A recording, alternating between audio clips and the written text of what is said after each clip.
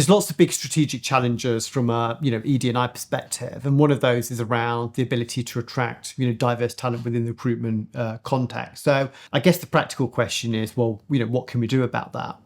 I think there's probably 3 or 4 things which are seen to be really quite effective in this space. The first one is, I would say, would be review your job description and person specification. So we know that biased language creeps into job design. So the words, the phrases, the language we use within that job design process either acts as a facilitator of attraction for certain groups, but also a barrier for other groups as well. So the first thing is to de-bias the job design process. That's stage 1, if you like. Stage 2 is, how do you message out that you are a corporate environment that actively welcomes diversity? So how do you align diversity, equity, and inclusion to your EVP strategy, your brand, your awareness, etc.? Because if you're not telling people what you're about and what you're doing, how are they going to know? So you've got to be proactive in this space. I think the third area would be implement some kind of targeted or positive action program. So what does your data tell you in terms of where you're underrepresented? And then how do you use that data to do a campaign to say, we definitely want to attract a certain group, and using, different media channels and different communication channels and the rest of it.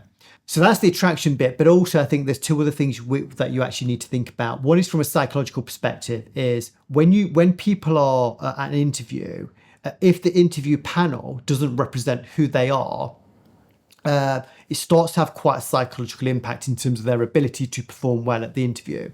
So having diversity on interview panels is not about just, performative diversity or being tokenistic.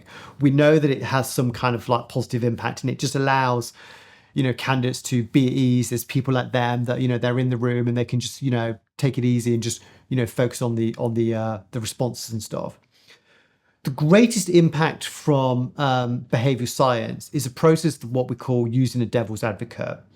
And what that basically means is having somebody in the room, either on the panel or the debrief post-interview, who can really be that critical voice. So when we're talking about candidates and we're saying, I really got on with this candidate, and I think this candidate's going to be great and stuff like that. The role of the devil's advocate is to say, well, what evidence do you have? Why do you get on with somebody? That's an emotion. That's your affinity bias playing out. And their job is to bring them back to, hey, remember, this is the criteria that we have.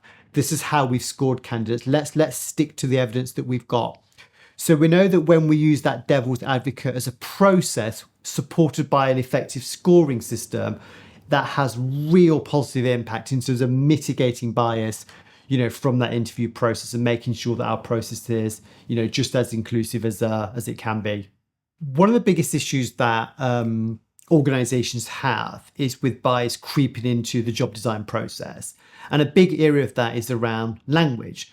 So the language we use in person specifications, job description, is a determinant of who applies for roles and who doesn't to some extent.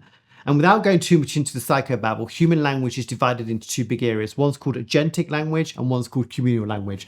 So examples of agentic is words like, strategic, strategy, language around, numbers and all of that kind of stuff. And communal language is language around, team player, communication styles, etc. We know that men have more of a sensibility towards agentic language and women have more of a sensibility towards communal language. So if our job descriptions are over-indexed on one type of language, whether that's agentic or whether that's the communal, we know that over-indexing is therefore more likely to attract either men to apply for certain roles or women to apply for certain roles. So what we want to do is we want to make sure that our job descriptions and person specifications have, depending on the role obviously, the right balance between the agentic and the communal, and balancing that with the skills that we need. And we do know that when we play that through in terms of job design, that we're likely to see that gender bias mitigated from that process. The other thing that I think is really important is to really factor in intersectionality. So there's other types of language which impacts other groups depending on their experiences and the rest of it. So mitigating that through that assessment of the language is really quite critical, actually.